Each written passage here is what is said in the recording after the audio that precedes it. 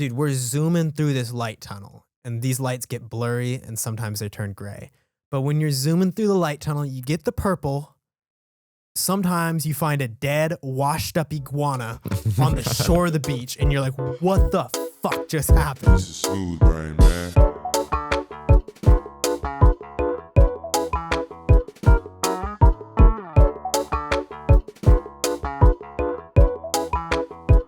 It's sad.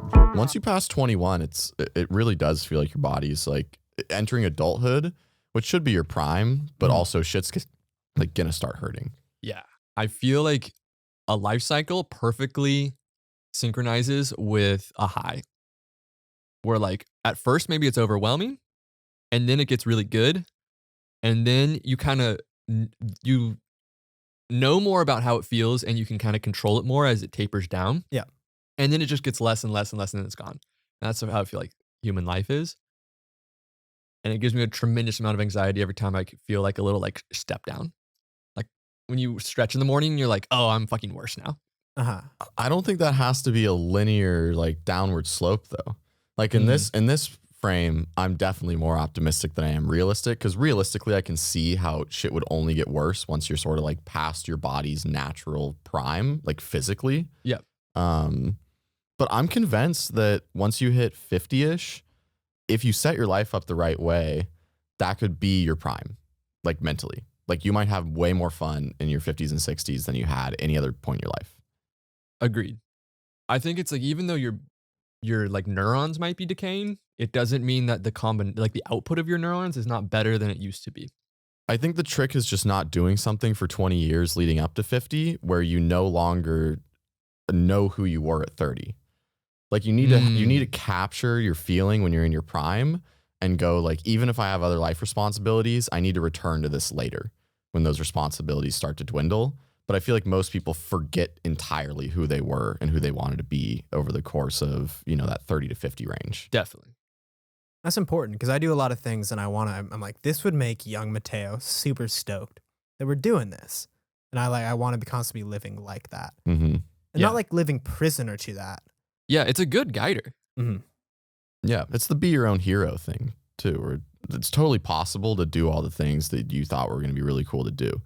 That's the interesting part about getting older in my mind that's cool, is there is, and I harp on this all the time now, there's this big realization that nobody in this position of success that, you see externally, like, let's say other really famous podcasters, like nobody is that much of an expert at it and that amazing at it. It's just they did it. Like just doing anything puts you ahead of like 90% of the crowd. Yeah. And like if you put the effort in, I think it's not easy to be successful. It's hard work, but it's achievable. Like absolutely anything you want to do is achievable.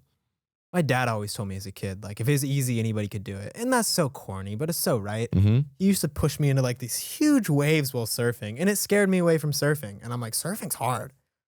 Yeah, it is. Mm-hmm. But that's a good metaphor for like, there's a high barrier to entry, but it's worth doing. Then you have your thing. Everybody Right. needs a thing. Like what Joey Diaz says. What worked to me is you got to do something. You ever meet somebody that don't do nothing? You ever meet somebody that don't do nothing? They don't do nothing. Like They don't date. They don't do drugs. They don't play checkers.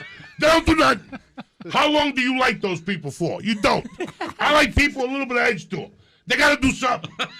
If you tell me I don't like alcoholics, but I love heroin, I'm in. If you tell me you suck toes for breakfast, I'm in. You got to do something. Yeah, you got to have a little edge. Activities need their own edge, Mm-hmm.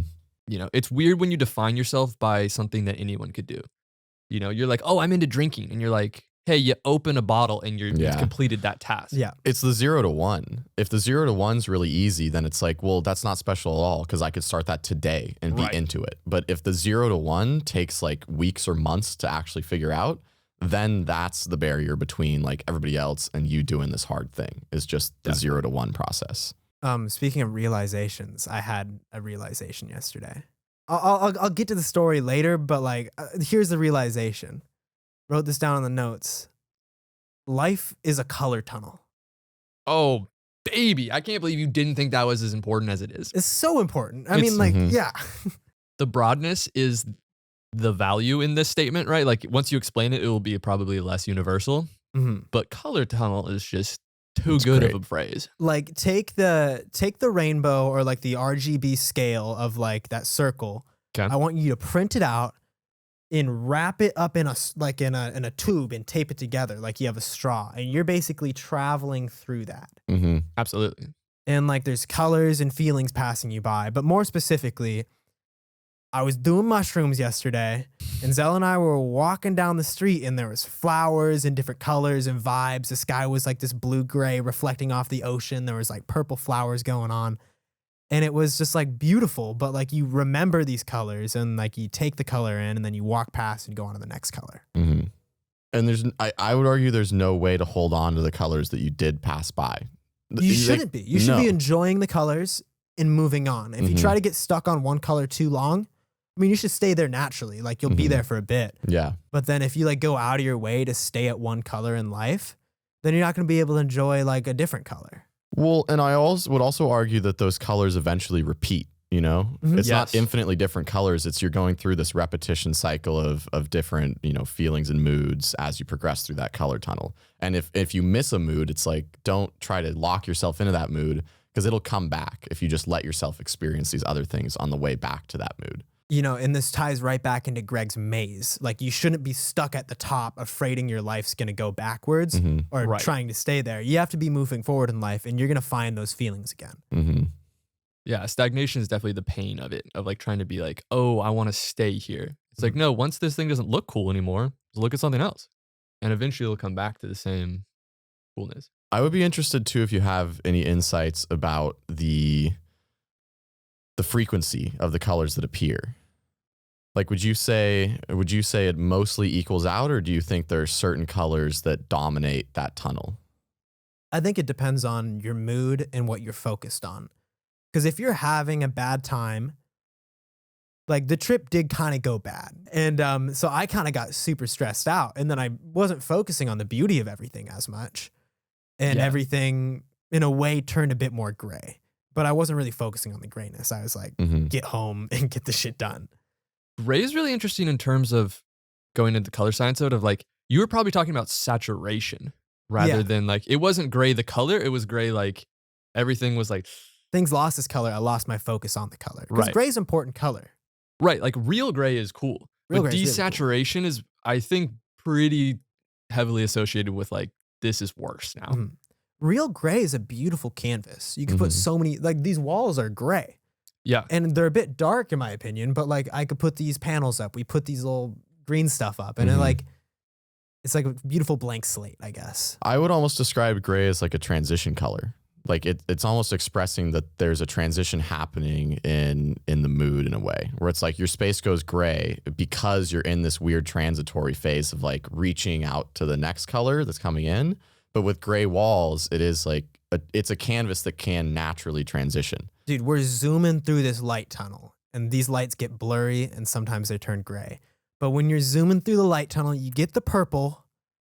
Sometimes you find a dead, washed up iguana on the shore of the beach and you're like, what the fuck just happened? What color did that bring up for you? I was pretty stressed, but I took a couple pictures of it and moved on. But like it was jarring, honestly, because it was like we're outside, it's beautiful, it's a bit cold, but it was like really good, kind of like Northwest winter vibes, kind of. Yeah. Maybe not winter vibes, but like beach vibes. Yeah. Our and winter that was vibes. like, this brings it to a whole different analogy. No, I'm ready. But that's like you're on your Pinterest board and something completely different shows up that isn't on it. Zell and I were talking about this. Like, life's like you put yourself in a room, you put yourself in a group, and then you kind of build this Pinterest board. And this kind of goes off from the color wheel. No, dude, that's actually a super fascinating way of looking at it. Of like, let's say a chunk of time is a session on Pinterest. What is given to you on Pinterest, much like in life, is halfway controlled by you, halfway controlled by life. And if something really jarring comes up, you're like, whoa, this has really disrupted the feeling. When you focus on that, when you go on the picture, I didn't know this, when you go on the picture and zoom in on the picture on Pinterest, it brings you similar things, similar vibes. Yes. You keep on going down that rabbit hole, you're so far from the start, it becomes a bit unpleasant. So when you're focusing too much on these colors and trying to stick on one thing too much, You're too far down the rabbit hole and life becomes unpleasant. Your trip becomes unpleasant. And that's like why change and like energy transfer, pardon the expression, that's like the key to your experience Mhm. of like the actual input is kind of just what it is, and how you navigate it affects so deeply your experience. Because I would say like seeing a dead lizard on the beach is sort of the energy transfer. Bro, like this is it's an something, iguana. This thing or was huge. igu- This thing yeah, was yeah, this yeah. big. Seeing a massive iguana on the beach is like, it's jarring in a way of like, okay, so now like the rest of my day is going to diverge. Like if it was a fork in the road, like seeing that iguana is going to push you down the other side of that fork instead of the standard fork you would have been down. Yeah. And even if it's jarring in the moment, like there's for sure value in Oh, you now absolutely. moving down this different route in life that you would have never, went down before. And it's kind of cool because I think you find things you enjoy when you go down those like little forks in the road. I like to look at spiders, man. They're kind of creepy, but like I kind of Mhm. like that feeling of creepiness. Yeah. I'm not gonna like let one touch me or crawl on me, but like a good photo of like one of those tarantulas or like a creepy looking like Australian jumping spider, like those are crazy, dude. Well, there's so much like interesting stuff behind what normally is a layer of fear. Like it kind of comes back to the fear conversation of if you can drop the layers of fear that you have around certain stuff, then you get to see all the detail and beauty in the thing you at first feared, and actually you're like, wow, like this has given me whole new insights. There's like other complex emotions behind fear. Mm-hmm. Yes. That's why I feel like the light dark coloring is a bad system of viewing the world, of like the dark is not inherently bad. Like we associate that with fear, and it's like, well, fear is like an emotion and dark and light is just states. So the sense that like a spider is just like a beautiful thing in itself, and because people are afraid of them, they get the feeling of fear and they think it's ugly. And it's like actually everything color-wise is beautiful in its own right.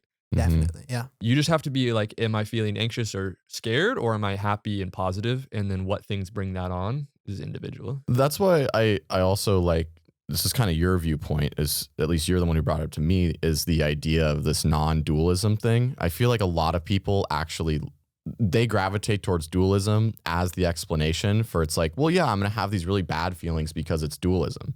Like I'll have good feelings, I'll have bad feelings. And it's like, no, all your feelings are just feelings. Like your bad feelings, even though they may be unpleasant on the surface, always can have an underlying aspect that's actually, valuable enough to make it into a good experience.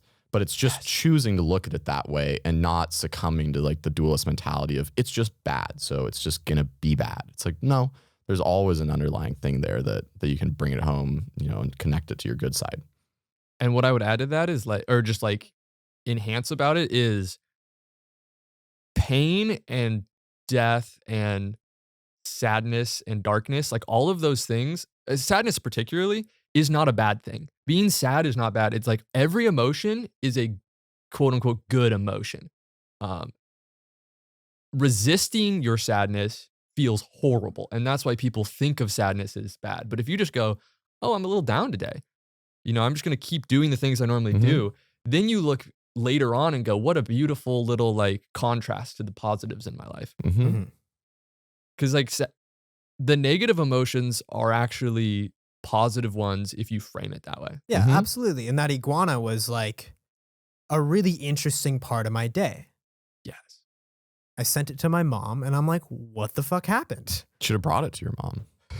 She would have made snag something that out of tail, it. dude. So this morning I grabbed a large trash bag under the sink and we were going to go get this iguana, but it definitely washed out because the tide was way too high. But it would have been great to do another Smooth Brain unboxing of me. Like, oh, that would have been insane, dude. Just pop it on the table. Yeah, my dad made it sound really sad. Because I was like, yeah, this washed up from Hawaii. And he was like, that's someone's pet. I was like, oh. Like actually think about what happened. I feel like someone brought their dead iguana to the beach and like try to bury it or something. Oh, like threw it in the sea? Well, that makes me feel way better. I don't know. It gives me less faith in humanity. Like, why would you do that? Sometimes people's best intentions really drop the ball. Yeah. No way that iguana washed up from Hawaii though. That thing would get eaten before. Yeah, then. no, It's it a dead thing. Yeah, have dead things get eaten in the ocean. I have a weird vision of it just being in somebody's yard and getting picked up by like a large bird and then dropped in the ocean Dude, this because thing was Albatross? way too big. way too big. Way too big to get picked up by any bird. This thing was like the size of a small medium dog. This thing's bigger my than God. Tank. So let's say, for visual reference, this table in front of us, if you laid the thing out tail to the head, how long do you think it would be? It would be about 2/3 the table. Okay. That's Maybe a more. big lizard. That's It was a big lizard. He was a Mhm. chunky boy. The fact that it wasn't a lizard and that it was like it has a special lizard name made me be like, that's a big ass lizard. Yeah. You know what I mean? At the very beginning of the story, you were talking about going through the color tunnel. Yeah. And you had brought up that you can't, there's no way to truly remember the color. You can only experience the tunnel in real time. I feel like we're on a spaceship, or like you yesterday were a little spaceship going through this massive color tunnel, Mhm. and you, the spaceship, were experiencing firsthand the colors. And there's a part of your brain that is in charge of recording, and it just ones and zeros everything you're seeing. Mhm. Or not, it's like it ones and zeros the most important part of your focus, not the whole experience. I remember some colors though. I remember the purple of some That's flowers. exactly what I'm saying though. Is like the part you're remembering right now is a digital copy of it, where when you were there, it was an analog copy. And I think that's a very fascinating. It's so helpful to have that digital copy so you can make adjustments to your future choices, Mhm. but it's not to be confused with the actual experience. Yeah, you don't get the same sort of emotions from it. Mhm. Sure. Yeah. I'd also be interested to hear your guys' thoughts on whether you think you can influence the colors that are coming up.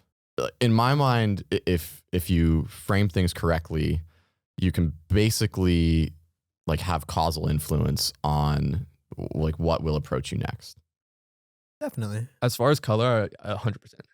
I put my shoes up on underneath the stairs, and I went walking barefoot. And then when I went back, there was this dad and his kid was up by the kind of up on the base of the stair set, kind of playing around, and the kid was right by my shoes. Mhm. And I'm kind of bummed I have to go next to this kid and like walk past his dad. So I'm like, yo, I'm just gonna grab my shoes real quick. He's like, oh, it's all good.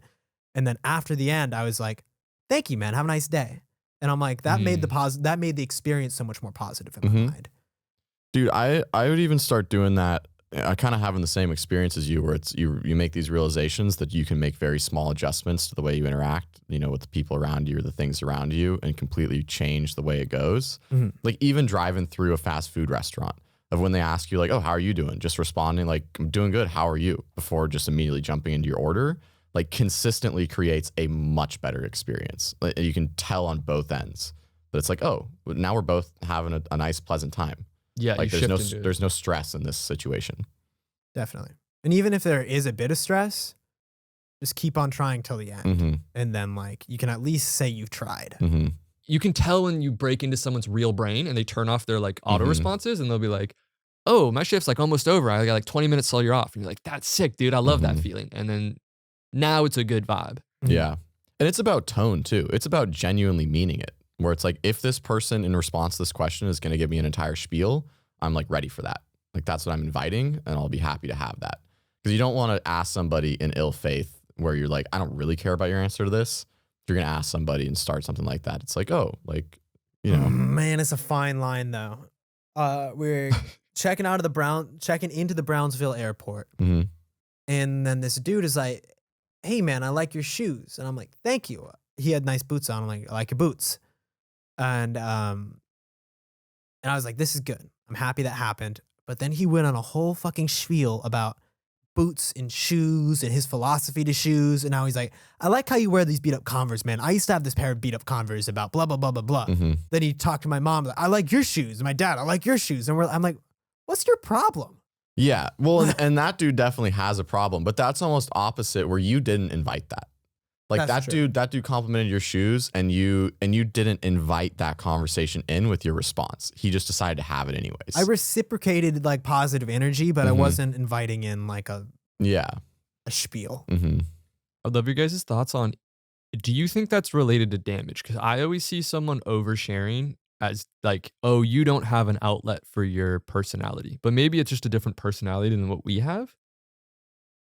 It'd be hard to speak to because I don't have that type of personality, I feel like. Yeah. But when I think you're probably right in a way where it's like people are just excited to get it out. So they're like, I don't get to do this with other people. Exactly. So it's like when he sees somebody with the shoes that he kind of only knows about and has personal stories about, he's like, this is my time. Like I can share this. Boys. Yeah. Yeah. I like people who test the water just a few more times than that. Like if you said, oh, I like your shoes. And he says, oh, I loved wearing Converse back in high school. And if I'm like, cool, you cut it there. Then he's like, cool, it was still positive, but it was over, Yeah. Versus if you were like, oh yeah, where'd you get yours? Like, or what made you buy those? Then that's the invitation that's into the like a invitation. deeper conversation. And if you're not willing to check the water, I feel like that comes from you having a need that is unfilled. And a lot of times they're not willing to check the water because they're afraid they're going to get denied. Right. Yeah. And they don't even know that that's why they don't check it. But it's like, just jump in. I respect people though who do it as much as it would be an annoyance to me as well if somebody did something like that. It is taking the mindset of just, I'm going to be me and do what I do. And if this person doesn't end up liking me for it, good. So be it. I don't need them around me. But you're also taking the chance that maybe this person is going to engage with you and maybe it will be something good where it is in one way pretty respectable to go out on that limb and try to have that longer conversation. But it does come back to the fact that it's probably because they don't have anybody else to have the conversation with. A great counterpoint to my assertion is what you said, or not what you said. The dude we went climbing with Sean's friend. I don't remember his name. Mike. Yes. He was someone he's from New York and he has like a lot of energy. And when he first was chatting with us, I'm like a pretty closed off person. So him being like, get on this wall right now and climb this makes me be like, whoa, we're not going to get along. But he kept pushing that positivity and over the course made me be like, this dude's the sickest dude I've ever met. Okay. He's awesome. And he actually made you achieve things that you kind of thought you weren't going to otherwise. It's not even like a double. He like quadrupled my ability just through being like, you fucking got it. Like, go. Like, and you could tell he was genuine because at first you just can't tell, is this person being genuine about this or are they also fighting their own anxiety and acting this way because they're trying to get over that? But in his case, it was full genuine. Right. It's just like, I don't care who you are. I'm just like, I'm telling you how you should do it and how you'll have the most fun and feel the most, reward within yourself. Yeah. And he successfully did that with you where it's like, damn, like that's the very man knows impressive. what he's doing. Because he wasn't damaged. He didn't need people to talk to. That's just the way he was just being authentic. You know what I mean? Where some people you're like, you might not talk that way if you weren't fear driven. So. Because there's a difference between anxious over talking and just, genuine, like straight directed at you because there's value in it. Right. Like, there's no fluff. It's like everything he was saying, even though it felt like he was almost like overstepping at first, in reality had no excess behind it. Like it was all things that worked towards, he's digging for his goal. Yeah. Yes. And that goes back to the be of service. Like all of his words were intentional. They were not just like him chatting. Yeah. And when he was chatting, it was fun. And if he was being overly nice to you, when you said, if you were hesitant at first, he would like overcompensate for that. Be like, oh, it's fine. Then you don't have to do it. But if you kind of go into that with a goal, you're adding value. Yes. Because he wasn't even scared to put us through pain. No. Like he was pretty much like you're going to get scraped up and fall down this wall and who cares? Because don't you want to do it? It's like, yeah, do. Yeah. And it's worth it. I love people who see potential and demand it.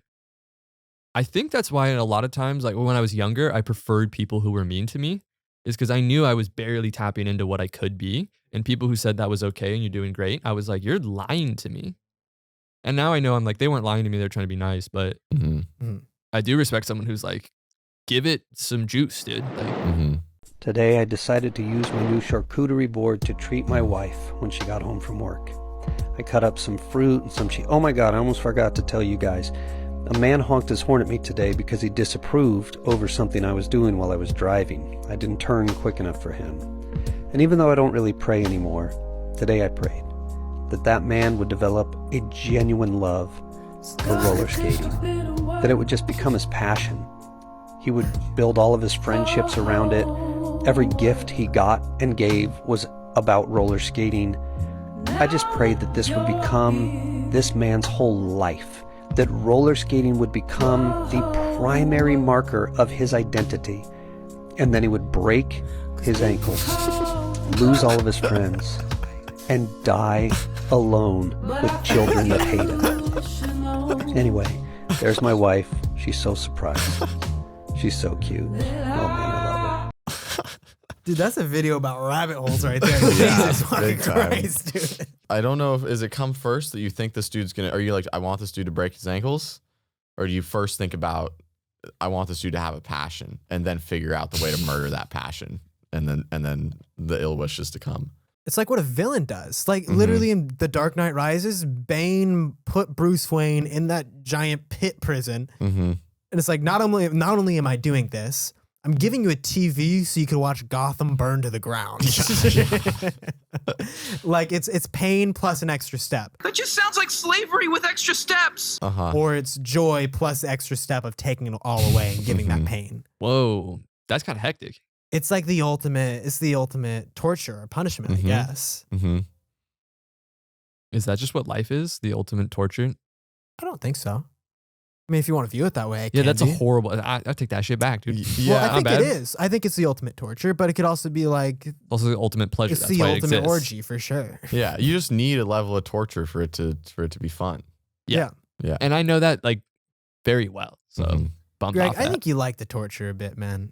Dude, I love the torture. Some think of you my bathe greatest in it, dude. memories are torture. Yeah. Yeah.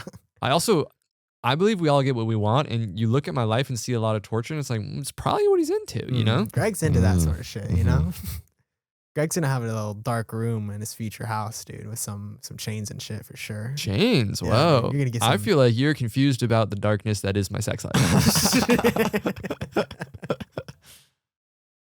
Do it. I feel like this is one of the more classic out of pocket rap lyrics, but I didn't really notice the amount of out of pocket until I listened to it today with the context behind it. Because at first I was like, this is pretty funny, but it's also. Rest in peace to all the soldiers that died in the service. I died in her service. And the dive in the cervix is funny enough in itself. What I feel like I always undervalued was the fact that it comes right off the back of being like, I'm saluting our soldiers that went to war and died, you know, but at the same time, I'm still diving in her cervix. Dude, I think, we hit on contrast a lot this podcast. Like, it's the contrast of the two lines that make them each really good. Like, I saw that dead iguana, and it made all the colors that much better, and all the colors I saw before that made the dead iguana that much cooler. And diving in that cervix after saluting the soldiers who died in the service, dude. Well, and you That just kinda don't see hits. it coming. You know, it's the element of surprise. Absolutely, It makes it so dude. good. Because you could predict a lot of things to come after that. Like the line before you could predict. The line before that is like all my homies that died for the service. Like not a military thing, but like a gang thing. And then the next line, understandably could be the military. But the next line, like you're never thinking he's pulling out cervix at the end of his lyrics. Switches up the vibe completely. It Just barely like Mona rhymes. Lisa, art, Lisa moaning, that's some rap shit right there. Yeah. Bars. Bars. That's facts. That was good. I had one more lyric, and I'm like, I feel like there is a double meaning behind this, but I can't imagine this making it through. Like, I don't know if this person has a label or like, I would think somebody would have caught this and been like, nah, like that's not gonna work in most markets, but it does work, dude. This shit gets popular.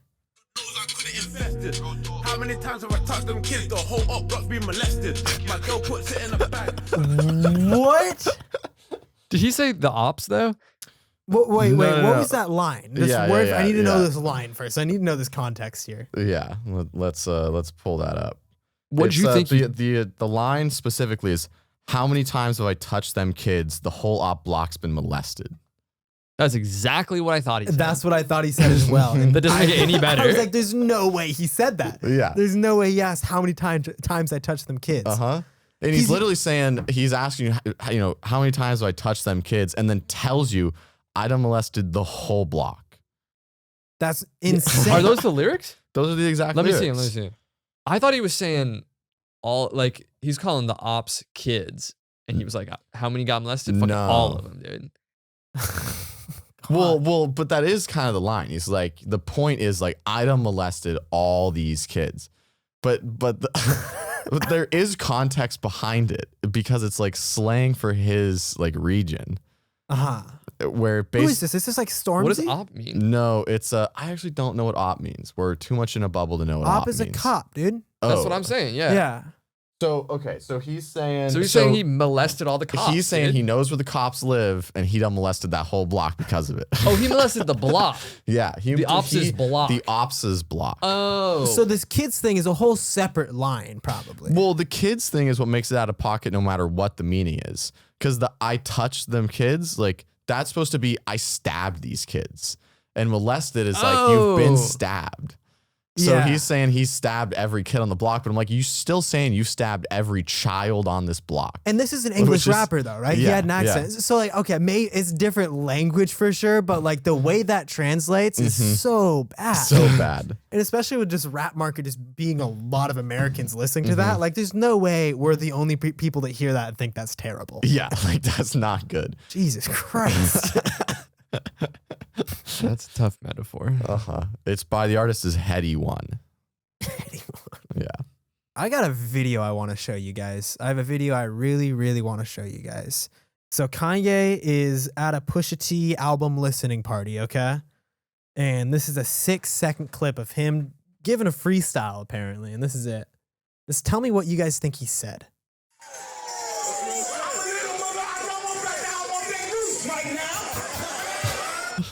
I'll play it one more time. You gotta play it one more time. I might even need you to pass the phone this way. Yeah, absolutely. Hit replay, yeah.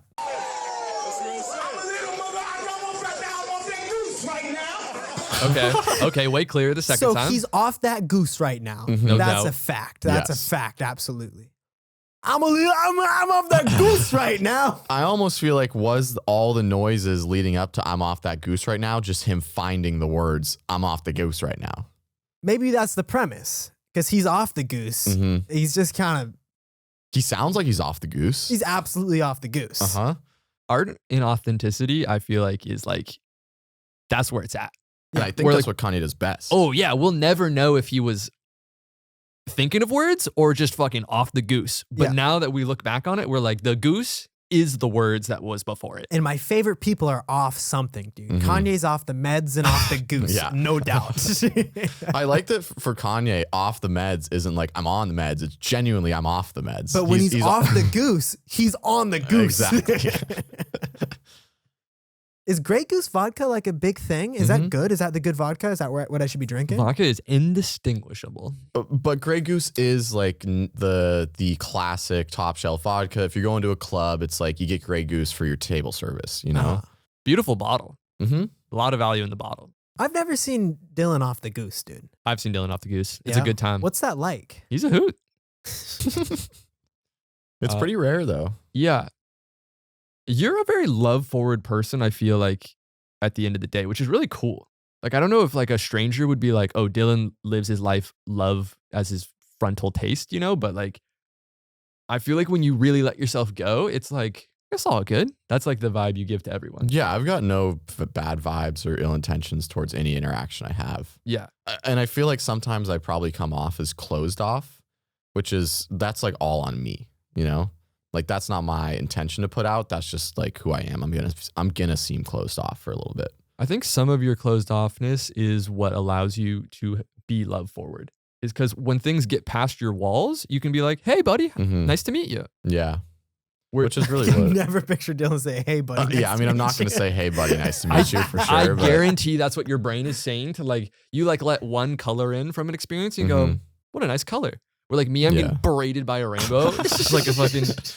Yeah, like my tunnel moves slow for sure. Like I've got time to process those new colors as they come in. Greg's at light speed, dude. Mm-hmm. Greg, have you seen the scene in Interstellar when they're going through the wormhole and he like sticks his hand out and like it like morphs into like this crazy thing? Yeah. That's your brain. Mm-hmm. You're going at such fast speeds, you have to stay in your little spaceship, and if you try to venture out, things become like just fucking insane. Yeah, like I feel like the way I'm almost visualizing that is, yeah, you're moving through this tunnel so fast, but at certain points you like slam into brick walls as you're moving super quick, and like everything goes slow motion as you then move through that little bit before you speed back up into like super fast, you know.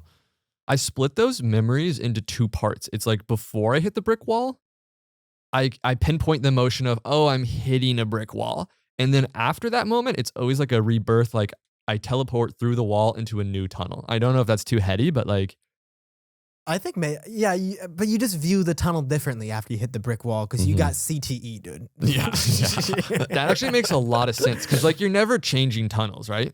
You're just never changing colors. perspective The on the blues tunnel. just look different after you hit the wall hard enough, dude. Yeah. It reverberates a little bit. Yeah. Yeah. I wish that wouldn't happen, but I feel like everybody's got their own obstacles hanging in their tunnels.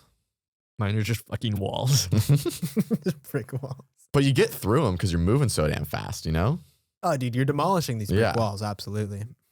I like to think that like we're all spaceships and we're all around the same speed, but mine is just somersaulting ass over tail, dude. Like, and you guys are like, oh, is Greg keeping up? And I'm like, yeah. Yeah, it's like he's just coming in and slams into our ship and spins off of it as he's moving past us. Your spaceship's off the goose, dude. Is off the goose. Like your spaceship is moving faster than everybody else's, but really you're getting to the end at the same like rate as everybody else, but you're taking like some pretty crazy paths because you're moving so fast. Yeah, some just gnarly vertigo. People look over and he's like, oh, is he throwing up in a spaceship right now? Yeah. You at one point had a really good spaceship analogy about being in the cockpit and then like moving back through it and then at some point hanging off the end by like a rope. I don't remember the details of it. I don't know if you do. No, either, that's a pretty good description of it. I think when you're in the cockpit of your spaceship, you're looking through the window and you're getting as close while still being a human to experiencing what actually is. Mm-hmm. Various physical life situations will push you further back in that spaceship. Mm-hmm. And at one point when my life was going like worse, probably like when I was like, I deemed my life as going poorly, I felt like I was hanging off the back of a spaceship. This is not in control. Right. So the spaceship's flying through space and it's not doing it in the way I would love it to. It's not like optimizing for joy, but I'm like, thank God I'm still on the spaceship, right? Because if you lose the spaceship, you can cycle in a way where you're not going to complete the journey, I feel like. Mm-hmm. I feel like you never really like lose a spaceship till you off yourself though.